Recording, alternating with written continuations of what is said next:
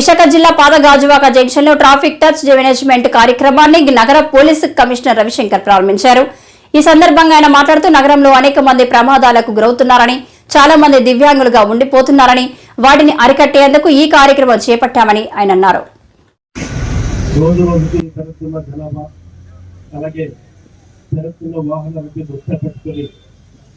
ప్రతిరోజు commissioner of police ఆధ్వర్యంలో విశాఖపట్నం సిటీలో వినూత్నంగా కొన్ని కార్యక్రమాలు ఇటీవల కాలంలో మనం మొదలుపెట్టినాము. దాని భాగంగా ఇటీవల కాలంలో మనం మొదలుపెట్టినాము. అన్అథరైజ్డ్ పార్కింగ్, అనధికృత పార్కింగ్ ప్లేస్ లో ఎవరు బండి పార్క్ చేస్తారో అందరినీ వీల్ లాక్ ద్వారా ఒక క్రమబద్ధీకరణ కింద తీసుకురావడం ఉద్దేశంతో మనము ఈ వీల్ లాక్ ప్రోగ్రామ్ అనే ప్రజల నుంచి మంచి స్పందన వచ్చింది. సో ఈ ప్రోగ్రామ్ ఎలాంటిది, ఇంకా కొన్ని ఏరియాలు కూడా మనం సిటీ మొత్తం అంతా కవర్ చేయాలనే ఉద్దేశంతో ఈ వీల్ లాక్ ప్రోగ్రామ్ అనేది మనం గత వారం నుంచి మొదలుపెట్టినామో అది కొనసాగుతుంది. దాన్ని ప్రజలందరూ గమనించి పోలీసుతో సహకరిస్తారు. రెండో అతి ముఖ్యమైన ఆ programme intensive drunk and drive test అనేది ఈ సిటీలో మొదలుపెట్టినాము. 2 వారాల నుంచి 600 మంది పోలీసులతో, civil police, traffic police, home guards, AR సిబ్బందితో దాదాపు 75 పాయింట్స్ వీక్ రోజు 30 పాయింట్లు, weekend Saturday Sunday 75 points. City అంతా ఎక్కడ చూసినా పోలీసులు రక్షణ చేస్తున్నారని ప్రజలు ఒక భయం రావాలనే ఉద్దేశంతో ముఖ్యంగా వీకెండ్ విశాఖపట్నం సిటీలో traffic stretch management focused approach అని ఒక ప్రోగ్రామ్ లాంచ్ చేయడం జరిగింది. దీంట్లో మన AP chamber of commerce Vizag chapter వాళ్ళ సహాయంతో ఈ ప్రోగ్రామ్ని లాంచ్ చేయడం జరిగింది. విశాఖపట్నం సిటీలో దాదాపు ఎవ్రీ డే 1-2 ప్రాణాలు కోల్పోతున్నారు. అదేవిధంగా దానికంటే 3 times more number of people are getting injured every day on the roads in Visakhapatnam city. ఈ డేటా అంతా కూడా అనలైజ్ చేసుకొని డేటా అంతా కూడా మన విశాఖపట్నం సిటీ మ్యాప్లో మ్యాపింగ్ చేయడం జరిగింది. మ్యాపింగ్ చేసిన తర్వాత ఈ యాక్సిడెంట్ ప్రోన్ స్ట్రెచెస్ని ఐడెంటిఫై చేయడం జరిగింది. దాంట్లో భాగంగానే ఈరోజు షీలానగర్ టు గాజువాక ఇది ఒక యాక్సిడెంట్ ప్రోన్ జోన్ని ఐడెంటిఫై చేసి ఈ యాక్సిడెంట్ ప్రోన్ జోన్లో దాదాపు 15 మంది వాలంటీర్స్ని కూడా రిక్రూట్ చేయడం జరిగింది. వాళ్ళందరూ కూడా intensive training on first aid, డెత్ అనలైజర్స్ని ఏ విధంగా హ్యాండిల్ చేయాలా, వీల్ లాక్స్, తర్వాత ట్రాఫిక్ చట్టాలు అన్నిటి మీద కూడా 45 days ఇంటెన్సివ్ ట్రైనింగ్ ఇవ్వడం జరిగింది. ట్రైనింగ్ ఇచ్చిన తర్వాత వీళ్ళకు మోటార్ సైకిల్స్ అన్ని కూడా ఇచ్చినాము. ఈరోజు వాళ్ళు ఈ స్ట్రెచెస్ని జాగ్రత్తగా కాపాడుకుంటారు. తర్వాత strict law enforcement will be done. అదేవిధంగా డ్రైవర్స్కు కూడా వాళ్ళని దించి ర్యాండమ్గా వాళ్ళ బ్లడ్ ప్రెషర్ తర్వాత ఐ టెస్ట్ అన్ని కూడా చెక్ చేయడం జరుగుతుంది. So and wash and go also ఇటువంటి ప్రిన్సిపల్స్ అన్ని కూడా ఈ స్ట్రెచ్ మేనేజ్మెంట్లో భాగంగా తీసుకువెళ్ళేసి యాక్సిడెంట్ ఫ్రీ జోన్గా దీన్ని తీసుకువెళ్ళాలని మా యొక్క కృషి అండి. Thank you. ఒక సెక్యులర్ అప్రోచ్ కింద ట్రాఫిక్ స్ట్రెచ్ మేనేజ్మెంట్ అనే ప్రోగ్రామ్ని గౌరవనీయులు సిపి ఏ రవిశంకర్ ఐపీఎస్ గారు ప్రారంభించారు. ఆ ప్రోగ్రాంలో ఛాంబర్ ఆఫ్ కామర్స్ సహకరించారు. ఈ ప్రోగ్రాము శీలానగర్ నుంచి ఓడిగోదావరి ప్రోగ్రామ్ ఉంటుంది. దీంట్లో 15 మంది వాలంటీర్లు పెడతాము.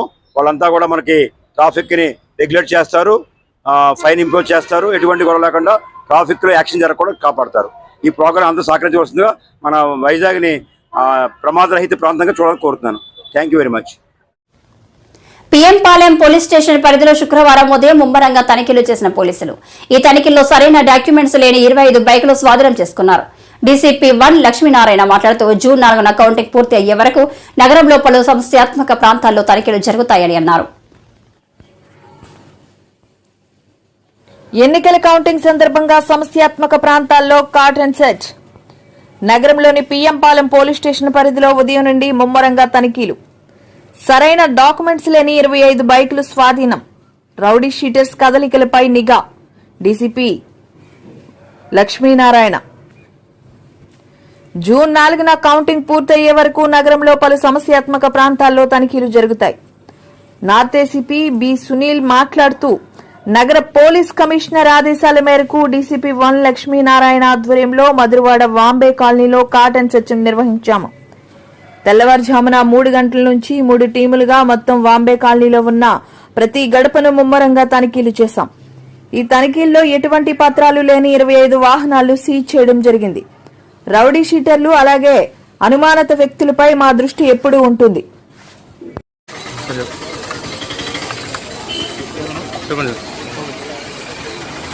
గుడ్ మార్నింగ్ అండి. ఈరోజు గౌరవ నగర పోలీస్ కమిషనర్ సార్ యొక్క ఆదేశాల మేరకు డీసీపీ 1 లక్ష్మీనారాయణ సార్ యొక్క ఆధ్వర్యంలో పిఎంపాలెం పోలీస్ స్టేషన్ లిమిట్స్లో ఉన్నటువంటి మిథిలాపూర్ బాంబే కాలనీలో ఈరోజు ఉదయం 3 గంటల నుంచి ఇప్పటి వరకు ఈ కార్డినెన్స్ సర్చ్ ఆపరేషన్ అనేది చేయడం జరిగింది. ఈ కార్డినెన్స్ సర్చ్ ఆపరేషన్లో భాగంగా మేము 3 టీములుగా ఫామ్ అయ్యి ఈ ఏరియాలో ఉన్నటువంటి ప్రతి ఇంటిని కూడా మేము చెక్ చేయడం జరిగింది. ఇంటిని చెక్ చేయగా 25 ఎటువంటి రికార్డ్స్ లేనటువంటి వెహికల్స్ సీజ్ చేయడం జరిగింది. తర్వాత ఈ కార్డినెన్స్ సర్చ్ ఆపరేషన్లో భాగంగానే అందరూ రౌడీ షీట్స్ ఇప్పుడు ఏరియాలో ఉన్న రౌడీ షీట్స్ని చెక్ చేయడం జరిగింది. తర్వాత సస్పెక్ట్ షీటర్స్ అంతా కూడా చెక్ చేయడం జరిగింది. ఇది రేపు జూన్ 4వ తారీఖున రాబోయేటటువంటి కౌంటింగ్ డే ఏదైతే ఉందో ఆ కౌంటింగ్ డే ప్రిపరేషన్స్లో భాగంగా జనాలందరూ కూడా ఒక అలర్ట్ ఇవ్వడానికి, తర్వాత ఇక్కడ ఏమన్నా ఇల్లీగల్ యాక్టివిటీస్ కానీ లేదంటే మందు దాచిపెట్టడం కానీ గాంజా ఇటువంటి ఏమన్నా ఇక్కడ ఉన్నాయేమని చెప్పేసి ఈ ఏరియాని సెలెక్ట్ చేసుకుని కార్డినెన్స్ సర్చ్ ఆపరేషన్ చేయడం జరిగింది. దీంట్లో భాగంగా పిఎంపాలెం పోలీస్ స్టేషన్ లిమిట్స్ నుంచి దాదాపు 45 మంది పోలీస్ సిబ్బంది కూడా దీంట్లో పార్టిసిపేట్ చేయడం జరిగింది. మాతో పాటు మన డీసీపీ 1 సార్ యొక్క ఆధ్వర్యంలో ఈ ఆపరేషన్ అంతా కూడా చేసి 25 బండ్లను సక్సెస్ఫుల్గా సీజ్ చేశాము. ఈ రాబోయే కౌంటింగ్ దానికి సంబంధించి అందరికి కూడా ఒక అవేర్నెస్ ఇవ్వడం అంటే ఆ ఏరియాలో అన్ని ఏరియాల్లోనూ కౌంటింగ్ డే ముందు రోజు అంటే 3వ తారీఖు, 4వ తారీఖు, 5వ తారీఖు 144 సెక్షన్ అమల్లో ఉంటుంది, 30 పోలీస్ యాక్ట్ అమల్లో ఉంటుంది. ఆ 3 రోజులు కూడా ఎటువంటి మద్యం కూడా అమ్మబడదు. కాబట్టి ఈ కౌంటింగ్ డే ప్రిపరేషన్స్లో భాగంగా ఈ ఆపరేషన్స్ అన్ని కూడా మేము నిర్వహిస్తాం. సార్ అదేవిధంగా ఈ కౌంటింగ్ డే క్రిటికల్ ప్రాంతాలన్నీ కూడా ఈ పిఎంపాలెం లిమిట్స్లో ఒక 5 క్రిటికల్ ఏరియాస్తో ఐడెంటిఫై చేయడం జరిగింది. క్రిటికల్ ఏరియాస్ అన్నింటిలో కూడా బీట్స్, పెట్రోలింగ్స్, తర్వాత కంటిన్యూ వాచ్, మల్లయ్యపాలెం, ఎండాడ, మారేడు వలస ఏరియాలన్నీ కూడా ఆర్హెచ్ కాలనీ, బాంబే కాలనీ ఈ 5 ఏరియాలను కూడా మేము గుర్తించాము. ఈ పిఎంపాలెం పోలీస్ స్టేషన్ వీటన్నింటిలో రెగ్యులర్గా పోలీసులు పెట్టడం, తర్వాత అనుమానం ఉన్న చోట మేము కూడా తిరగడం ఇవన్నీ కూడా చేస్తాము. టికెట్స్ పెట్టాము. తర్వాత మొత్తం అంతా కూడా అవేర్నెస్ క్యాంపులు కూడా డీసీపీ సార్ ఆధ్వర్యంలో ఇక్కడ ఉన్నటువంటి ఏరియాలో ఉన్నటువంటి ప్రతి ఏరియాకి సంబంధించి వివిధ పార్టీకి చెందిన నాయకులందరినీ కూడా మేము పిలిచి వాళ్ళందరికీ కూడా స్మూత్ కౌన్సిలింగ్ ఎటువంటి ఇష్యూస్ జరగకూడదని చెప్పేసి కూడా ఇవ్వడం జరుగుతుంది. అదేవిధంగా మద్యం దుకాణం బెల్ షాప్ ఎక్సైజ్ యాక్ట్ దాని ప్రకారం బెల్ షాపులు అంటే ఒక 37 ఎక్సైజ్ యాక్ట్ ప్రకారం ఏంటంటే దొరికినటువంటి లిమిట్ కంటే దాటినటువంటి వాళ్ళని రిమాండ్ పెట్టడం జరిగింది. మిగతా వాళ్ళందరినీ కూడా బైండ్ అవుట్ చేసి అటువంటి ఇప్పటి వరకు పిఎంపాలెం లిమిట్స్లో 37 ఎక్సైజ్ యాక్ట్లు వేయడం జరిగింది. వైసీపీ నీకు ఏం అన్యాయం చేసిందో చెప్పాలని జనసేన దక్షిణ నియోజకవర్గం ఎమ్మెల్యే అభ్యర్థి వంశీకృష్ణ యాదవ్ ను వైసీపీ విశాఖ జిల్లా అధ్యక్షుడు కోల గురువులు ప్రశ్నించారు. వైసీపీ కార్యాలయంలో ఆయన మాట్లాడుతూ వంశీకృష్ణ యాదవ్ కు వైసీపీ అనేక పదవులు ఇచ్చి గౌరవించిందని అన్నారు. ఆయన సౌత్ నియోజకవర్గంలో నుంచి గెలుస్తారని పకటికలను కట్టున్నారు అని అన్నారు. అంటే నిన్న ఏ రోజైనా ఏ పరిస్థితిలోనైనా వంశీ అనే వ్యక్తిని ఒక్క మాట ఏ ఒక్కరినైనా అంటే నువ్వు ఇలాంటి వల్గర్ లాంగ్వేజ్ పెడితే ప్రతి వాళ్ళ దగ్గర సులకనగా నీ భవిష్యత్తు అయిపోద్దని ప్రతి పార్టీలో కూడా ఇప్పుడు ఒక పార్టీ మారు, గతంలో ఒక పార్టీ, మళ్ళీ వైఎస్ఆర్ కాంగ్రెస్ పార్టీ ఇప్పుడు జనసేన పార్టీ అంటే మళ్ళీ ఇంకెక్కడికి వెళ్తామనేది మనం ఆలోచించుకోవాల్సిన విషయం మన దగ్గర ఉందని మరి నువ్వు హెచ్చరించి ఓ జిల్లా అధ్యక్షుడిగా నేను మరి వంశీకి హెచ్చరించిగా మాట్లాడుతున్నాను. కంపల్సరిగా విజయం మాదవుతుంది, అన్ని నియోజకవర్గాల్లో గెలిచి తీరుతామని. మళ్ళీ వైఎస్ఆర్ కాంగ్రెస్ పార్టీ 2024లో జగన్మోహన్ రెడ్డి గారు ముఖ్యమంత్రి అవుతారు. విశాఖపట్నం జిల్లాలో మరి మన అందరూ చూసేటట్టు, భారతదేశం చూసేటట్టు మరి ఇక్కడ జూన్ 9ని ప్రమాణ స్వీకారం చేసే విధంగా అనే జనాలు అందరూ చూస్తారు. భారతదేశమే కాదు మరి అన్ని దేశాలు కూడా చూసే విధంగా ఏ విధంగా చేస్తుంది విశాఖపట్నంలో అంటే ఇలా ఉంటుందని మరీ మారుమోగే విధంగా. గతంలో చూసాం 2019లో జగన్మోహన్ రెడ్డి గారు ఆయన మాట, ఆ మాట కోసం ఎన్ని మంది చూశారు. ఈరోజు ఆయన మాట చూసి వైఎస్ జగన్మోహన్ రెడ్డి అనే నేను అనే మాట విశాఖపట్నం జిల్లాలో వినబడుతుందని ఆంధ్రప్రదేశ్ ప్రజలందరూ కూడా ఆయన వైపు ఉన్నారని ఈ సందర్భంగా మీడియా ద్వారా మరి వంశీకి హెచ్చరిస్తూ, మళ్ళీ ఇలాంటి అసభ్యమైన మాటలు నువ్వు గెలిచిన తర్వాత లేకపోతే గెలుస్తావో ఓడతావో నీకు చూసుకో, అప్పుడు మాట్లాడు. ఈరోజు పార్టీని ఏళన చేసి నీకు కనీసం మరి ఆయన ఆడే మాటలు చాలా విధంగా అందరినీ కించపరిచే విధంగా ఉన్నాయి కనుక ఆయన తగ్గించి మాట్లాడుకుంటే మంచిదని, ఆ విధంగా ఉంటే ప్రజలు మళ్ళీ ఒక్కసారి నీకు మళ్ళీ బుద్ధి చెప్పే విధం మళ్ళీ దగ్గరలో పడ్డారని చెప్పేసి ఈ సందర్భంగా తెలియపరుచుకుంటూ, మరి వైఎస్ఆర్ కాంగ్రెస్ పార్టీ జగన్మోహన్ రెడ్డి గారు మళ్ళీ విశాఖపట్నంలో ప్రమాణ స్వీకారానికి సిద్ధమని చెప్పేసి ఇప్పటికే చాలామంది విశాఖపట్నం రావడానికి సిద్ధంగా ఉన్నారని ఈ సభాముఖంగా మీడియా ద్వారాగా ప్రజలందరికీ మీ మీడియా ద్వారా పత్రిక ద్వారా తెలియపరుస్తారని మీ మీడియా ద్వారా సోదరులందరికీ కూడా చేతులు జోడించి నమస్కరిస్తూ, పోస్టల్ బ్యాలెట్ అంటే వైసీపీ నేతలు ఎందుకు అంతగా భయపడుతున్నారని టీడీపీ ఎమ్మెల్సీ అశోక్ బాబు ప్రశ్నించారు. ఆంధ్రప్రదేశ్ పోస్టల్ బ్యాలెట్ వివరణపై వైసీపీ మోసపూరిత ప్రకటనలు చేస్తోందన్నారు.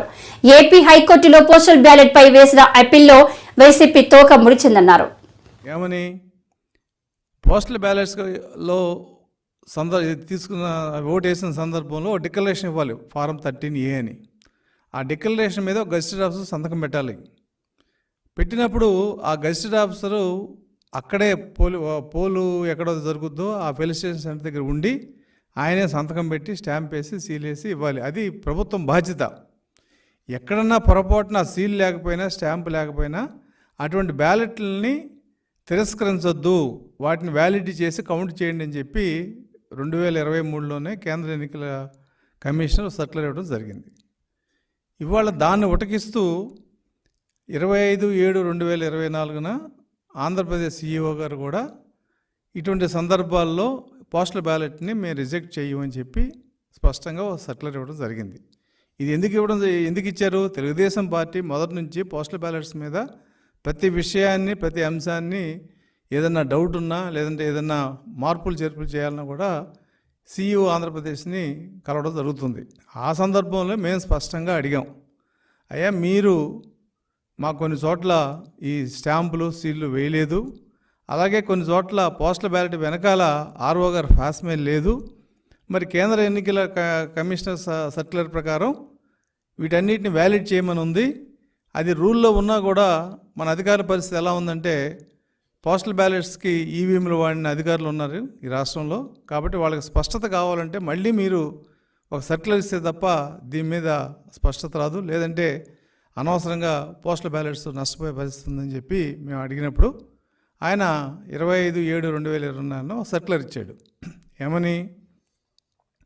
ఈ పోస్టల్ బ్యాలెట్స్ విషయంలో కేంద్ర ఎన్నికల కమిషనర్ ఇచ్చిన దాన్ని యథాతథంగా వివరిస్తూ, ఒకవేళ ఎక్కడన్నా ఈ సంతకాలు అటెస్టింగ్ ఆఫీసర్ సంతకాలు లేకపోతే అటువంటి వివరాలన్నీ కూడా రాష్ట్రంలో ఉన్న అందరు ROలకి పంపించండి అని చెప్పాడు ఆయన.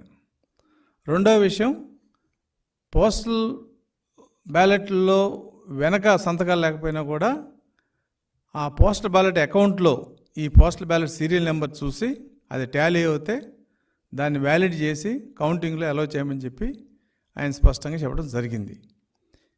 దాన్ని వైసీపీ వాళ్ళు ఏదో నష్టం జరిగిపోయింది, CEO ఆంధ్రప్రదేశ్ ఒక విచిత్రమైన సర్క్యులర్ ఇచ్చాడు, దేశమంతా ఒక రకంగా పోతుంటే ఈయన ఒక రకంగా పోతానని చెప్పి నానా యాగి చేసి ఆయన కలవడం, వాళ్ళ బ్లూ మీడియాలో వాళ్ళ ఇష్టం వచ్చిన ప్రచారం చేసుకోవడం జరిగింది. అయితే CEO గారు చాలా స్పష్టంగా చెప్పాడు, నేను నా సొంత నిర్ణయాలు ఏం లేవు, ఇది కేంద్ర ఎన్నికల కమిషనర్ ఇచ్చిన దాన్ని నేను మళ్ళీ తిరిగి అందరికీ చెప్పడం జరిగిందని చెప్పిన మీదట వాళ్ళు హైకోర్టులో వేశారు కేసు.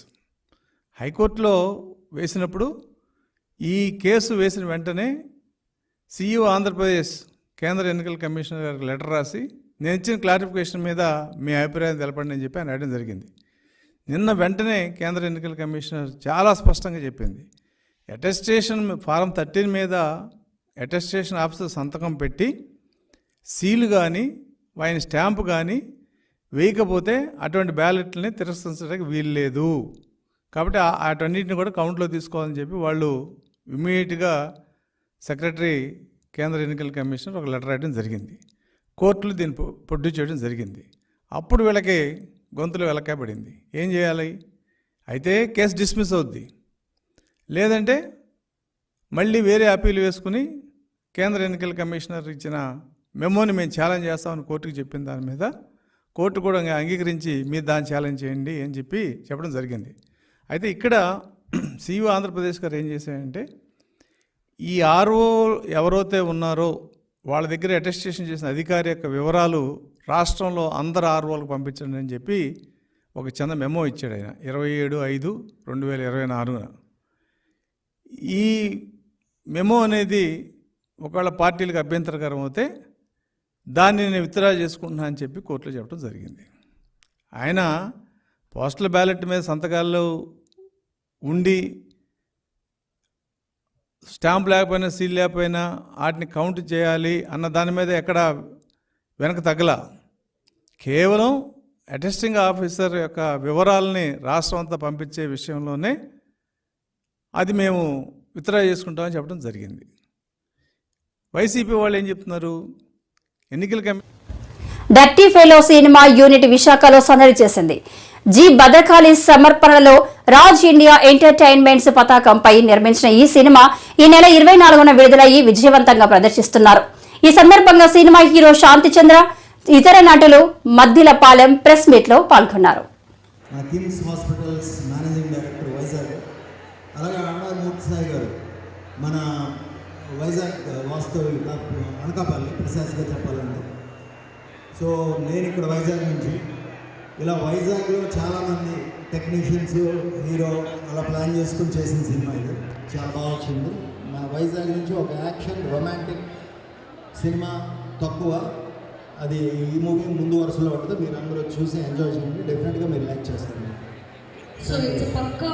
చూడండి, నా పర్ఫార్మెన్స్ చూడండి, ఎలా చేశానని రివ్యూ రాయండి. తిట్టం మాత్రం తిట్టిపోతుంది, ఎందుకంటే చాలా కిరాతగా నేను బిహేవ్ చేశాను. అది ఓన్లీ యాక్టింగ్ అండి, బయట నేను చాలా మంచివాడినండి. అది మీకు అందరికీ తెలుసు.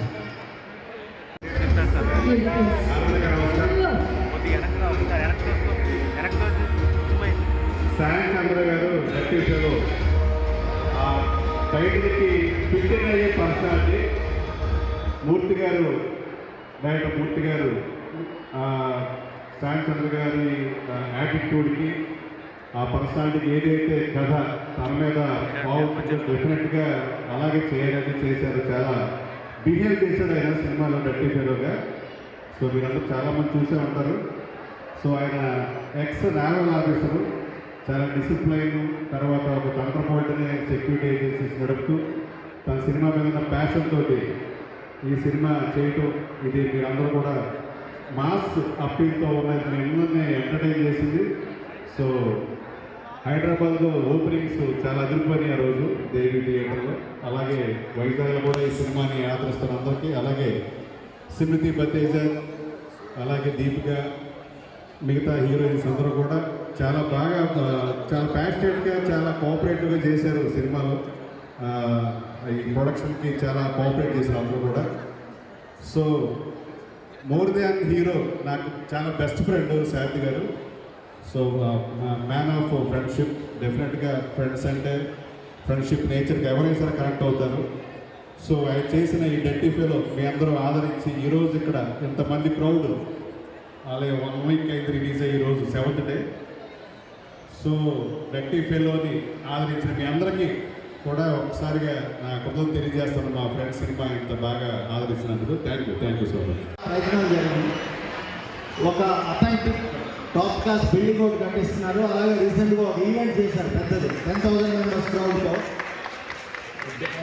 సినిమా ఇండస్ట్రీ మనకు చాలా బాగా కనిపిస్తూ ఉంటుంది వెన్నులాగా, కానీ చాలా ఇబ్బందులు గురువుకు సినిమాలు చేస్తాం. అక్కడ డైరెక్షన్ డిపార్ట్మెంటు ఇంకా ఎక్కువ కష్టాలు. అలాంటి చోట వాళ్ళందరినీ ఆదుకోవడానికి ఆయన అభినందిస్తాం అందిస్తూ చాలా కృషి చేశారు. నిజంగా ఆయన అభినందనీయులు. అందుకే ప్రత్యేకంగా మన వైజాగ్ కోసం ఈరోజు ఆయన ప్రమాణం జరిగింది. మీ అందరూ ఒకసారి తప్పటితో సార్కి థ్యాంక్స్ చెప్పండి. Thank you.